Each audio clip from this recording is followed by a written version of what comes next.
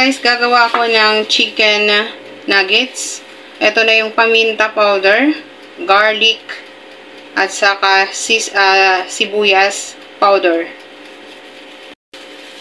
Gamit ako ng 1 egg, ginadgad na patatas, ng cornstarch powder, tablespoon or 2 kutsara. Then mix. Haluin lang natin hanggang sa mahalo lahat. Then salt. Magad tayo ng mga kaunting salt para may lasa. Then mix lang natin. Air fry naman to. Hindi tayo gagamit ng cooking oil. 2 kutsarang flour. Para maging ano siya, pantay. Then, haluin lang natin lahat. Then, gumamit ako ng cooking hangkla.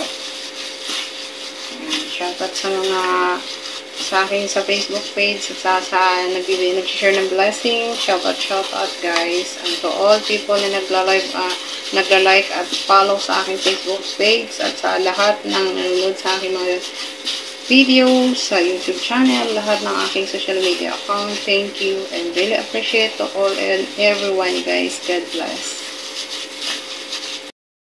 Breadcrumbs. Ihahalo na natin para maging crunchy yung ano natin. Haluin lang natin ito. Ayan.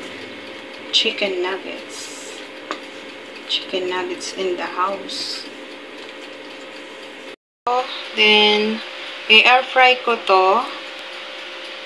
So, ilalagay ko lahat yan sa air frying. Ito ng 30 minutes. Air fryer tayo ngayon. Tayo sa mantika.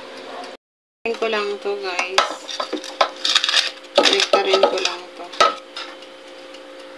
Crispy oh. Natin yung ketchup. So, add tayo ng mayo. Para yung ketchup and then mayo. Mix it until to combine. Wow. There you go. O diba? Habang ano siya, naging ibang kulay niya. Then, add tayo ng paminta powder.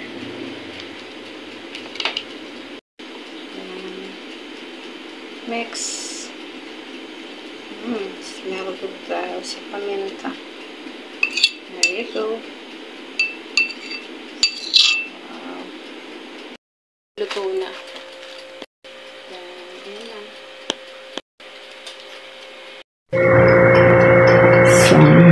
Tikman natin kung kaano ka-crunchy.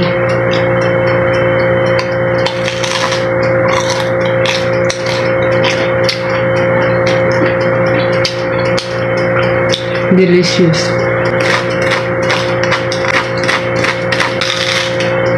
Bye guys.